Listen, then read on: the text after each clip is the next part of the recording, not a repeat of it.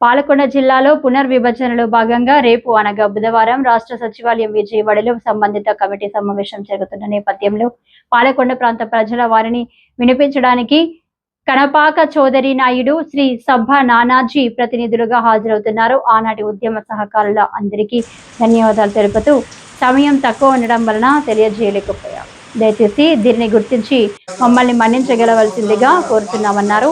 సాధన సమితి విస్తృత సమావేశం చేసి అందరి అభిప్రాయాలు, సూచనలతో ప్రస్తుత పరిస్థితులను గమనంలో తీసుకొని జిల్లాల పర్యటన సందర్భంగా జిల్లాల పునర్విభజన కమిటీకి మనందరి అభిప్రాయాలను తెలియజేయడం జరుగుతుందని గ్రహించగలరన్నారు.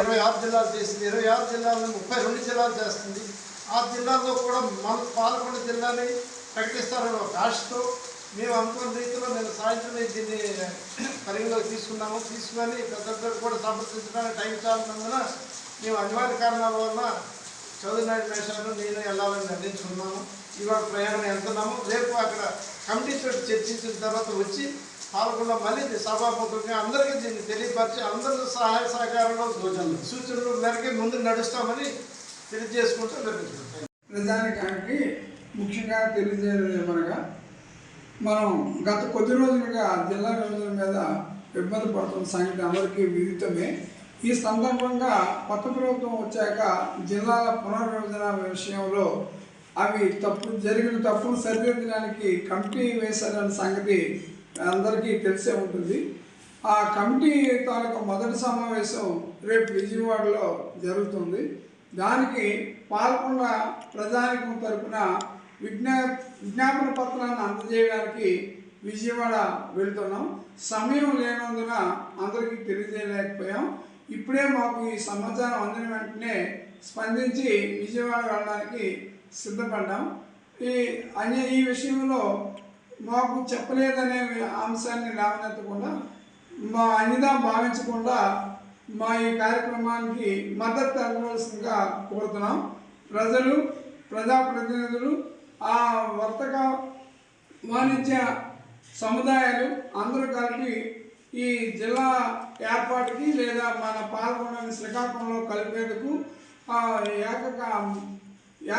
ఐక్యంగా ముందుకు సాగాలని విజ్ఞప్తి చేస్తూ నాకు అవకాశం ఇచ్చిన రోజు ఆగస్టు 12వ తేదీ, రేపు 13వ తేదీన రాష్ట్ర ఏదైతే జిల్లాలో పునర్విభజన మీద వచ్చినట్టు అభ్యంతరాలను స్వీకరిస్తూ మార్పులు చేర్పుల కోసం ప్రజలందరికి అభిప్రాయాలు తీసుకోవడానికి విజయవాడలో మంత్రివర్గం కమిటీ ఏదైతే ఉందో ఆ కమిటీ కూర్చుంటున్న నేపథ్యంలో తెలిసిన తక్కువ సమయంలో మరి గతంలో పాల్గొండ రెవెన్యూ డివిజన్ని జిల్లా చేయాలని జరిగిన పోరాటంలో ఆనాడు రాజకీయాలు పక్కన పెట్టి అందరూ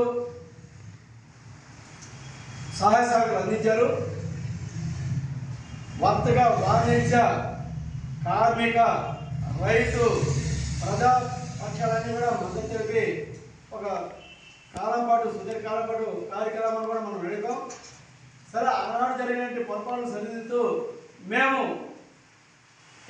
అధికారంలోకి వస్తే ఖచ్చితంగా ప్రజలందరికి అభిప్రాయాలు గౌరవిస్తామని చెప్పేసి ఆనాటి ప్రతిపక్షం, ఈనాటి కూటమి ప్రభుత్వం ఎన్నికల సమయంలో హామీలు ఇచ్చి వచ్చింది.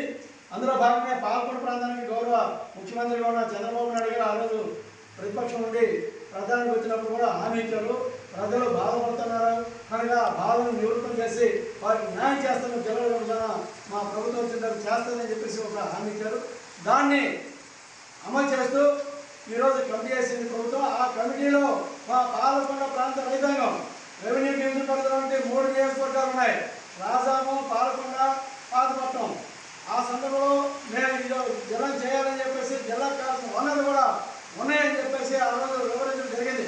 ఈరోజు సీతగడ ఎన్డీఏ కలెక్టర్ ఆఫీస్కి చాలా సమర్థంగా ఉంది. ఆ విధంగా ఈ పాలకొండ రెవెన్యూ డివిజన్ జిల్లా చేయాలని ఆ రోజు జరిగిన ఉద్యమంలో భాగమైనటువంటి రాజకీయ పార్టీలు, పెద్దలు అందరూ కూడా ధన్యవాదాలు తెలుపుతూ ఈరోజు అవకాశం ఉంటుంది. మనకు వారిని నిర్మించడానికి విజయవాడ అత్యవసరంగా వెళ్ళాల్సి వస్తుంది కనుక ఈ ప్రాతినిధ్యం వహించాలంటే కమిటీలో నాయకులుగా ఉన్న చౌదరి నాయుడు గారు అధ్యక్షులు, గౌరవ అధ్యక్షులు, వారితో పాటు సత్యనారాయణ గారు ఈరోజు బయలుదేరి రేపు విజయవాడ జరిగే సమావేశానికి మన పాల్గొన్న ప్రజలకు అభిప్రాయాలు చెప్పడానికి ప్రాథమికంగా